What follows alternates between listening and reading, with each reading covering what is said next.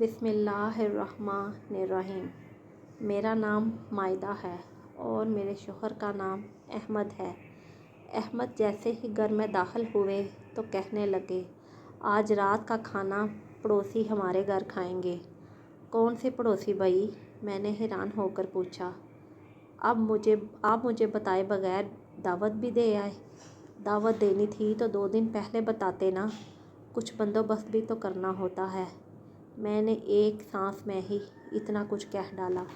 کہنے لگے، گھبرانے کی بات نہیں، ہمارا پڑوسی اذہان میرے بچپن کا دوست ہے، اس کو یہ کوٹھی میں نے ہی دلوائی ہے، بس سادہ سا کھانا بنا دو۔ تم بچوں میں مصروف تھی تو میں نے بتایا نہیں، خود ہی دعوت دے آیا ہوں۔ 1-2 دن تو کھانا یوں بھی پڑوسیوں کو دینا چاہیے نا۔ ابھی ان کا کچن سیٹ نہیں ہوا، کل ہی تو شفٹ ہوئے ہیں۔ انہوں نے بھی ایک ہی سانس میں میری ساری باتوں کا جواب دے دیا اور اسی وقت جا کر دعوت کا سامان بھی خرید کر لے آئے۔ اذہان صاحب کی عمر 33 کے لگ بھگ تھی، جبکہ بیوی کی عمر 23 سال تھی۔ نام آئمہ تھا اور اچھی خاصی خوبصورت لمبے قد کی لڑکی تھی۔ اذہان بھائی تحمل مزاج تھے، وہی زیادہ تر باتیں کرتے رہے، جبکہ گفتگو کے درمیان آئمہ خاموش رہی۔ ان کے جانے کے بعد میں نے احمد سے پوچھا کہ عمروں کا اتنا فرق کیوں؟ وہ بولے، اذہان نے شادی اب کی ہے، اس کے والدین اس کے بچپن میں ہی حادثے میں وفات پا گئے تھے۔ اس وقت اذہان صرف 9 برس کا تھا، تبھی اس کے نانا اسے اپنے گھر لے آئے، کیونکہ ان کے سوا کوئی بھی قریبی رشتہ دار سہارا نہ دے سکتا تھا۔ نانا کی محبت پا کر اذہان تو سنبھل گیا، لیکن اس کی ممانیوں کو اس کا گھر میں رہنا گراں گزرتا تھا۔ ان عورتوں کو اس کا وہاں رہنا ہضم نہیں ہوتا تھا کہ کہیں سسر صاحب اپنی جائیداد میں سے نواسے کو حصہ دار نہ بنا لیں۔ نانا اس کو پڑھائی کے ساتھ ہنر بھی دینا چاہتے تھے کہ وہ ان کے بعد کسی کا محتاج نہ رہے، لہٰذا انہوں نے شام کو اپنے ایک دوست کی ورکشاپ پر بٹھا دیا تاکہ اذہان اچھا مکینک بھی بن جائے۔ وہ اس کو مضبوط انسان کے طور پر دیکھنا چاہتے تھے۔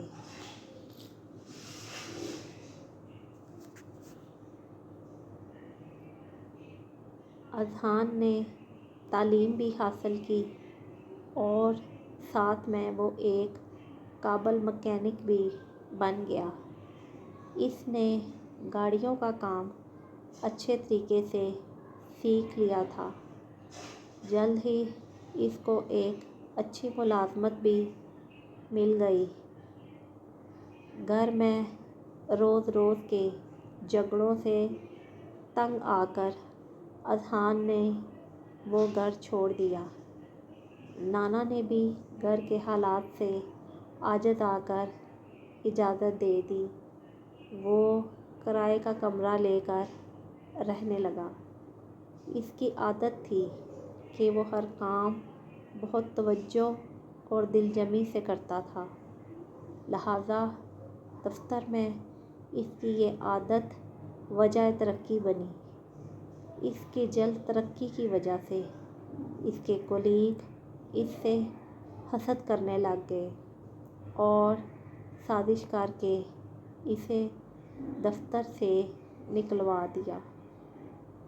اس کے پاس کچھ رقم تھی اور ہنر بھی تھا، بس کرائے پر چھوٹی سی ایک دکان لے لی۔ اور اوزار خرید کر گاڑیوں کی ریپیئرنگ کا کام شروع کر دیا۔ دنوں میں اس کی دکان مشہور ہو گئی اور بہت سا کام ملنے لگا۔ اسی حساب سے آمدنی بھی روز بروز بڑھنے لگی۔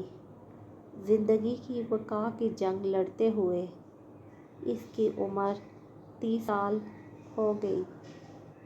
اس نے پھر ایک بڑا گیراج لے لیا، اپنا کاروبار بھی سیٹ کر لیا۔ اب اس کے بہت سے شاگرد تھے اور یہ اپنے دفتر میں بیٹھ کر حکم دیتا تھا۔ ساتھ ہی اس نے گاڑیوں کا شو روم بھی کھول لیا، اپنا ایک چھوٹا سا 5 مرلے کا گھر بھی لے لیا۔ جب فکر معاش سے آسودہ ہو گیا تو گھر بسانے کا خیال آیا۔ پھر اس کے گھر کام کرنے والی ماسی، جنہیں وہ اماں بھی کہتا تھا، انہوں نے کسی رشتے والی کو اذہان کے لیے رشتے کا کہا اور پھر اس کا رشتہ آئمہ سے ہو گیا۔ آئمہ کی فیملی بہت غریب تھی۔ گھر میں پیچھے آئمہ سے چھوٹی 2 بہنیں اور ایک بھائی اور ماں باپ تھے، اور اب اس نے آئمہ کی فرمائش پر یہ کوٹھی خریدی ہے۔ میں نے اذہان بھائی کے متعلق یہ سب جان کر بہت حیران ہوئی کہ وہ تو بڑے حوصلے والے ہیں۔ اس کے بعد میں خود بھی کبھی آئمہ سے ملنے چلی جاتی تھی۔ تقریباً 8 ماہ بعد ایک دن احمد مجھ سے کہنے لگے کہ مائدہ، جب تم آئمہ بھابھی کے پاس جاتی ہو تو کیا تم نے کبھی کوئی غیر معمولی بات نوٹ کی؟ میں نے کہا، میں تو 2 ماہ سے ان کی طرف گئی بھی نہیں۔ کیوں، کیا بات ہے؟ تو احمد کہنے لگے، پریشانی والا معاملہ ہے۔ اذہان جیسا سمجھدار اور صابر آدمی بیوی کو طلاق دینا چاہتا ہے۔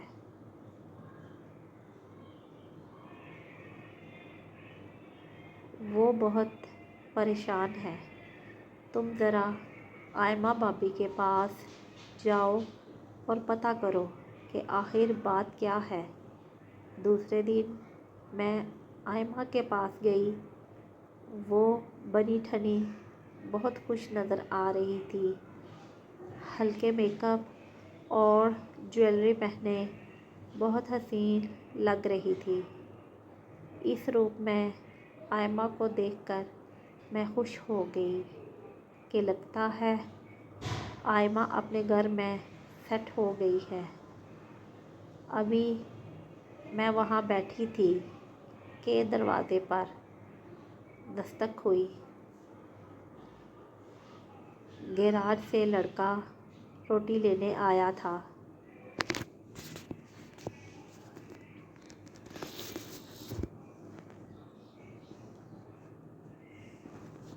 ملازمہ نے آ کر آئمہ کو بتایا۔ میں نے دیکھا کہ ایک دم لڑکے کا نام سن کر آئمہ کے چہرے پر رونق آ گئی۔ وہ ٹفن اٹھا کر خود اس لڑکے کو کھانا دینے چلی گئی۔ جب کافی دیر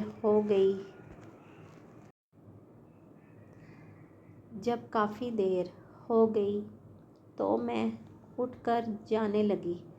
تبھی ملازمہ نے مجھے کہا، ذرا ٹھہریے، میں خود جا کر دیکھتی ہوں۔ ملازمہ نے مجھے روک لیا اور خود دروازے کی طرف چل دی۔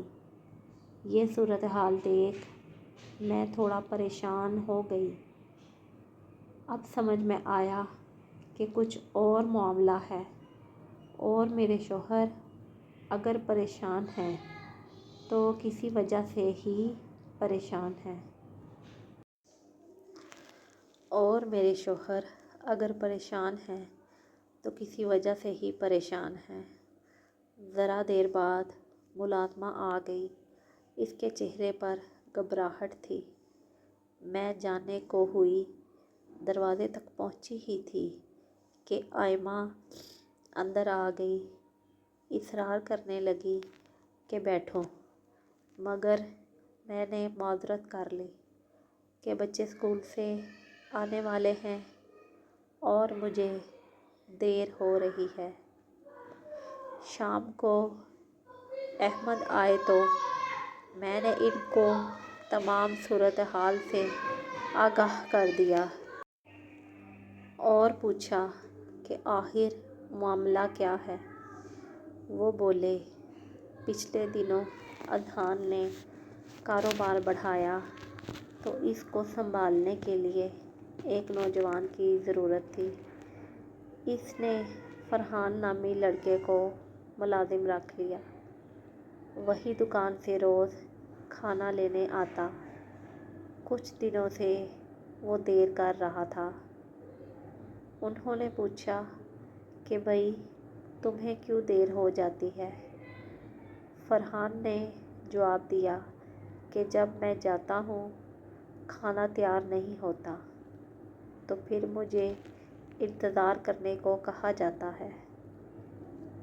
میں وہاں انتظار کرنے بیٹھ جاتا ہوں۔ اذہان کو کوئی شک نہ ہوا۔ اس نے گھر آ کر ملازمہ سے پوچھا۔ وہ بولی، صاحب جی کھانا تو وقت سے پہلے ہی تیار ہو جاتا ہے۔ جب لڑکا آتا ہے تو ٹفن تیار ہوتا ہے۔ یہ بات ملازمہ نے اس وقت کہی جب آئمہ واش روم میں تھی۔ اذہان کو آئمہ پر تو کوئی شک نہ ہوا، لیکن ملازم اس کی نظر میں مشکوک ہو گیا کہ لگتا ہے کہ وہ کھانا لینے کے بعد کہیں اور چلا جاتا ہے، اپنے کسی اور کام سے نکل جاتا ہوگا اور مجھے جھوٹ بول کر کہتا ہے کہ گھر میں کھانا پکنے میں دیر ہو جاتی ہے۔ 2-3 بار کی تنبیہ کے باوجود لڑکے کو آنے میں تاخیر ہوتی رہی تو اذہان نے سوچا معلوم تو کروں معاملہ کیا ہے۔ انہوں نے جب اس کا پیچھا کیا، دیکھا کہ اس کی بیوی ٹفن ہاتھ میں لیے گھر سے باہر نکلی اور پاس ہی بنی بیٹھک میں چلی گئی جہاں فرحان بیٹھا ہوا تھا۔ اذہان کافی دیر باہر انتظار کرتا رہا۔ آدھے پونے گھنٹے کے بعد اس کی بیوی بیٹھک سے گھر میں گئی اور لڑکا باہر نکل کر گیراج کی طرف روانہ ہو گیا۔ اذہان نے اب بھی آئمہ پر شک نہ کیا۔ وہ سمجھا کہ تمام عورتوں کی طرح میری بیوی بھی میری جاسوسی میں لگی ہوئی ہے، تبھی لگتا ہے اس سے معلومات لینے کو یہ طریقہ اختیار کر لیا ہے۔ لڑکے کو بٹھا کر میرے بارے میں معلومات لیتی رہتی ہے۔ اس طرح لڑکے کو دیر ہو جاتی ہے۔ اس نے بیوی کو تو کچھ نہ کہا، مگر ملازم کو ہدایت کی کہ اگر میری بیگم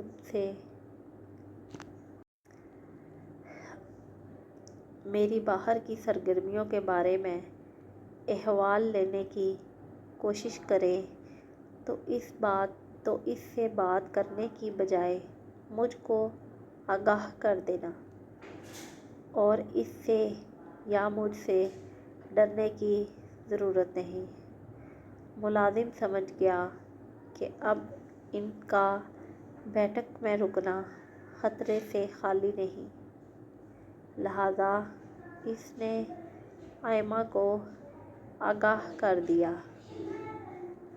اور دونوں نے ملاقات کا ایک اور راستہ ڈھونڈ دیا۔ گھر سے قریب ایک ریسٹورینٹ تھا۔ آئمہ مقررہ وقت پر وہاں چلی جاتی اور ٹفن دینے کے بہانے دونوں تھوڑی دیر بیٹھ کر چائے پینے کی آڑ میں ملاقات کر لیتے، جبکہ اس نے ملازمہ کو سختی سے منع کر دیا کہ صاحب کو اس کے باہر جانے کا نہیں بتائے گی۔ اب آئمہ بہت بدل گئی تھی۔ اس کا بناؤ سنگار اس کی نئی سوچ کی چغلی کھا رہا تھا۔ ایک دن اذہان کوئی پرزہ لینے بازار گیا۔ واپسی میں اس نے سوچا گھر کا چکر لگا لوں اور کھانا بھی گھر آ کے کھا لوں۔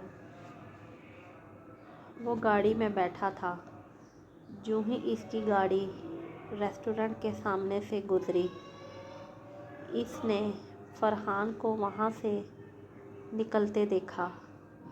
اس کے ہاتھ میں کھانے کا ٹفن تھا۔ اس نے سوچا یہ بدبخت شاید یہاں بیٹھ کر خود پہلے میرے کھانے پر ہاتھ صاف کرتا ہے اور بعد میں بچا ہوا کھانا گیراج لے کر آتا ہے، تبھی اس کو دیر ہو جاتی ہے۔ اذہان مشہور ریسٹورینٹ میں گیا۔ فرحان سے پہلے ہی آئمہ جا چکی تھی۔ اس نے ویٹر سے پوچھا، ابھی جو نوجوان ٹفن ہاتھ میں لیے باہر نکلا ہے، کیا وہ یہاں بیٹھ کر ٹفن سے کھانا کھاتا ہے؟ ویٹر نے کہا، نہیں صاحب، یہ لوگ ریسٹورینٹ سے ہی کچھ نہ کچھ لے کر کھاتے ہیں اور کافی پیتے ہیں۔ کتنے لوگ ہوتے ہیں؟ 2۔ اس کے ساتھ ایک عورت بھی ہوتی ہے، وہ 5 منٹ پہلے ہی آ جاتی ہے۔ اس کے یہاں سے نکلنے سے 3 منٹ پہلے ہی نکل جاتی ہے۔ اذہان کے دماغ میں خطرے کی گھنٹی بجی۔ اب اس کو ٹو لگی کہ دیکھو اس بات کی تہہ میں کیا ہے۔ اگلے دن وہ مقررہ وقت سے 10 منٹ پہلے ریسٹورینٹ میں داخل ہوا۔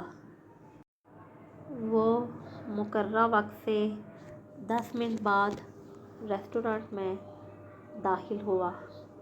آئمہ اور فرحان ٹیبل کے آمنے سامنے بیٹھے ہوئے تھے اور ہنس ہنس کر باتیں کر رہے تھے۔ آئمہ نے جو اذہان کو دیکھا تو گھبرا گئی۔ اذہان نے ریسٹورینٹ میں اپنا تماشا بنانا مناسب نہ سمجھا۔ بیوی کو کہا، گھر چلو۔ وہ کمال ضبط سے اس کو خاموشی کے ساتھ گاڑی میں بٹھا کر گھر لے آیا اور الٹا چور کوتوال کو ڈانٹے والی مثال صادق ہو گئی کہ آتے ہی آئمہ نے شور مچا دیا۔ مجھے طلاق دے دو، اب میں تمہارے ساتھ مزید نہیں رہ سکتی۔ اس سے پہلے کہ وہ بیوی سے کچھ کہتا، آئمہ ہی اس پر برس پڑی۔ اس سے پہلے کہ وہ بیوی سے کچھ کہتا، آئمہ ہی اس پر برس پڑی اور بولا، ابھی تو میں نے تم سے کچھ بات نہیں کی اور تم طلاق مانگنے لگی ہو، جبکہ پہلے تو تم کہتی تھی کہ میں تمہارے گھر سے مر کر ہی نکلوں گی، اور اب یہ بات کہہ رہی ہو۔ پہلے بات اور تھی، لیکن اب میرا تمہارا گزارا مشکل ہے، تو ساتھ رہنے کا مطلب ہے گھٹ گھٹ کر مر جانا۔ اذہان نے اسے بہت سمجھایا، اپنے سسرال والوں کو بھی کہا کہ اس کو سمجھائیں، مگر آئمہ نہ سمجھی۔ تنگ آ کر اذہان نے اسے طلاق دے دی۔ آئمہ کے زیورات اور نقدی وغیرہ اس کے اکاؤنٹ میں تھے، وہ بھی لے کر آئمہ فرحان کے ساتھ چلی گئی۔ امیمہ کے جانے کے بعد اذہان بھائی اکیلے رہنے لگے۔ احمد نے انہیں بہت سمجھایا کہ وہ دوبارہ شادی کر لیں، لیکن وہ دوبارہ کسی پر بھی بھروسہ نہیں کرنا چاہتے تھے۔ اسی طرح کرتے کرتے ان کی عمر 35 سال ہو گئی۔ ایک دن وہ رات کو کام سے واپس آ رہے تھے کہ اچانک ان کی گاڑی کے آگے ایک لڑکی آ گئی۔ گاڑی سے ٹکرا کر وہ سڑک پر جا کر گری۔ اس کے سر پر چوٹ لگنے کی وجہ سے وہ بے ہوش ہو گئی۔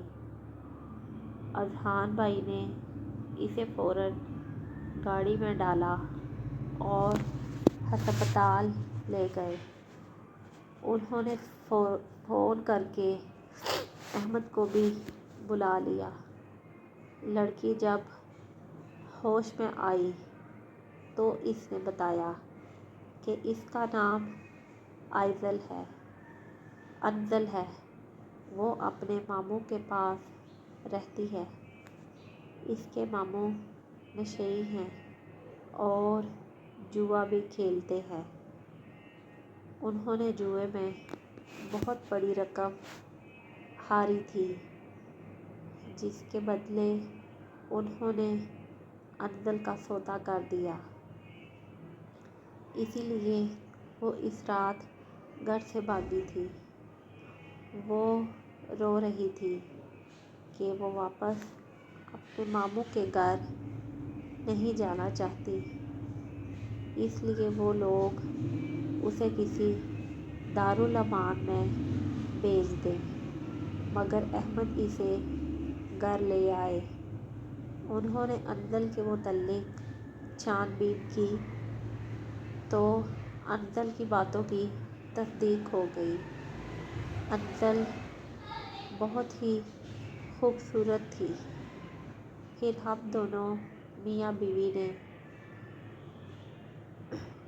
مل کر اذہان بھائی کو سمجھایا اور ان کا انجل سے نکاح کر دیا۔ انجل کے ماموں بھی اس نکاح میں شریک ہوئے۔ ان کا قرض سارا اذہان بھائی نے چکا دیا، لیکن انہیں سختی سے تنبیہ کی کہ وہ اب انجل سے کوئی تعلق نہیں رکھیں گے۔